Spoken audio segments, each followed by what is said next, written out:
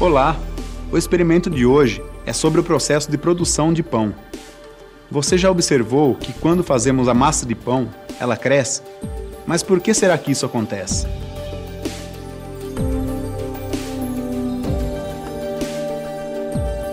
Acertou quem pensou nas leveduras presentes no fermento. O que vamos mostrar agora é como as leveduras agem para fazer o pão crescer. Esse experimento será realizado em 3 etapas. Na primeira, vamos preparar 5 diferentes soluções contendo fermento para verificar qual é a mais eficiente na produção de pão. Na segunda etapa, vamos comparar as diferenças no preparo de massas com fermento biológico, fermento químico e sem fermento. Na terceira e última etapa, vamos verificar qual é o gás produzido pelas leveduras durante o processo de fermentação.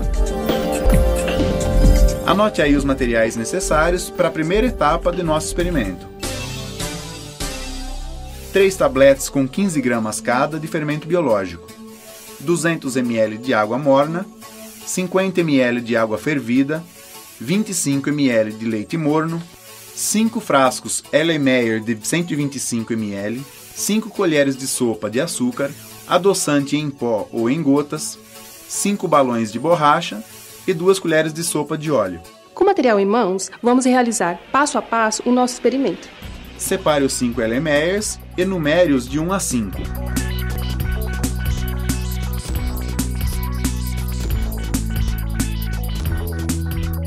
Dissolva 2 tabletes de fermento em 200 ml de água morna. Coloque 50 ml dessa solução nos frascos 1, 2 e 5.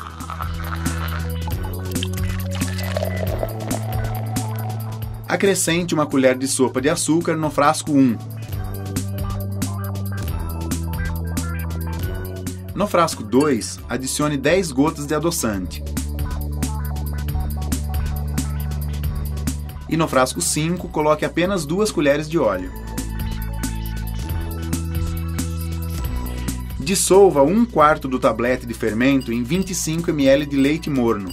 Coloque a solução no frasco 3 e acrescente 1 colher de açúcar.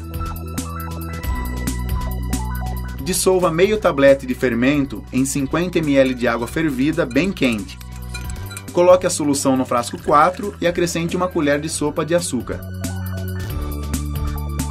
Pronto, as soluções estão preparadas. Coloque 1 balão de borracha na boca de cada frasco. Agora, é só esperar até amanhã para verificar se houve ou não produção de gás.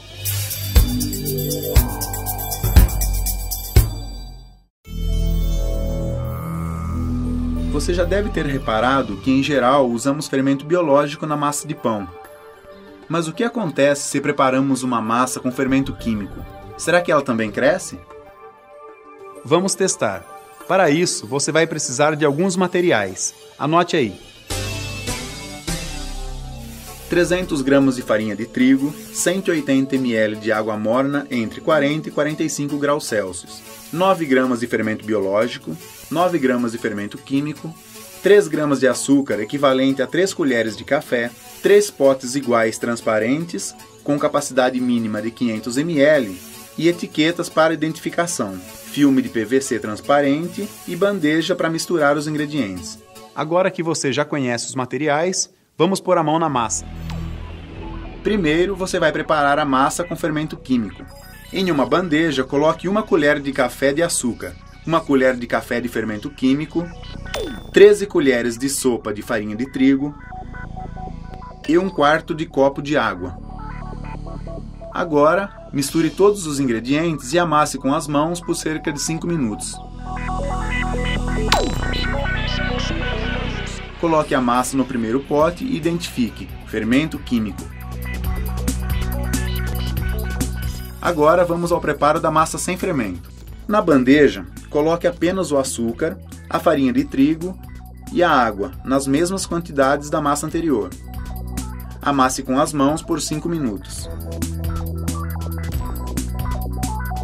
Coloque no segundo pote e identifique sem fermento. Por último, Vamos ao preparo da massa com fermento biológico. Dissolva 1/4 do tablete de fermento biológico em 60 ml de água morna. Misture o açúcar e a farinha nas mesmas quantidades das massas que você preparou antes. Amasse com as mãos por cerca de 5 minutos. Coloque no terceiro pote e identifique: fermento biológico. Agora, tampe os 3 potes com filme de PVC e espere 30 minutos para ver os resultados. Enquanto esperamos, vamos ver o que aconteceu com as soluções de fermento que preparamos no dia anterior.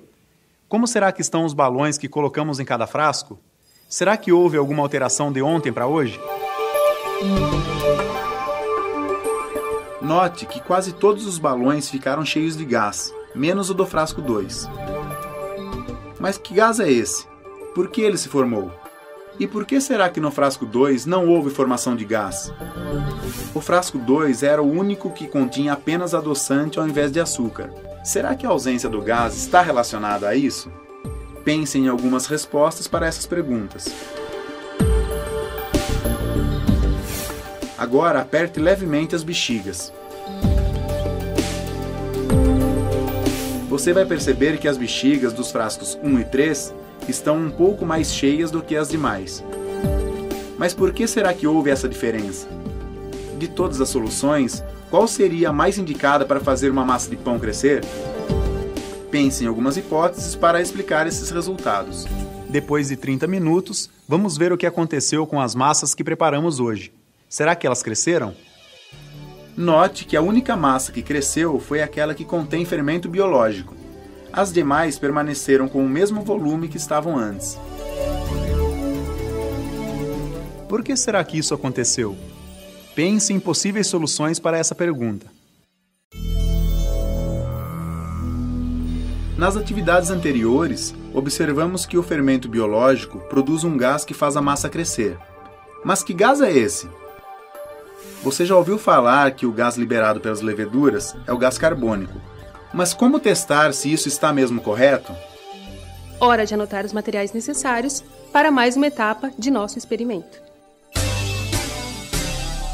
Um frasco Kitasato, uma rolha, um pedaço de mangueira de látex, garrote ou tripa de mico, um Erlenmeyer de 250 ml, repolho roxo, panela e fogareiro para fazer o extrato de repolho roxo, fermento biológico fresco, água morna, açúcar e uma colher de sopa. E agora, vamos ao que interessa. O passo a passo. Primeiro, prepare uma solução de repolho roxo, que será nosso indicador de pH. Em uma panela limpa, cozinhe por 10 minutos 3 folhas grandes de repolho roxo cortadas em um pouco de água. Quando terminar o cozimento, retire o repolho roxo e reserve a água. Agora, dissolva meio tablete de fermento fresco em 100 ml de água morna.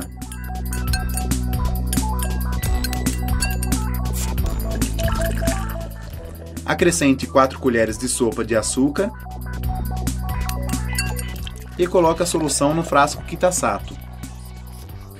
Agite com cuidado e feche o frasco com uma rolha. Agora, conecte uma extremidade da mangueira na saída lateral do frasco. A outra extremidade deve ser colocada num Erlenmeyer contendo 100 ml do extrato de repolho roxo.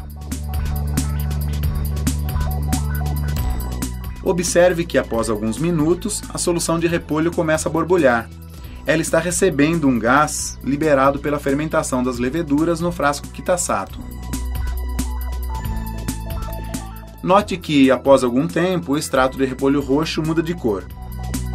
Isso indica que houve uma alteração no pH da solução devido à presença do gás. Meça o pH. Ele está mais ácido. É que o gás carbônico produzido pela levedura se converte em ácido carbônico na presença de água.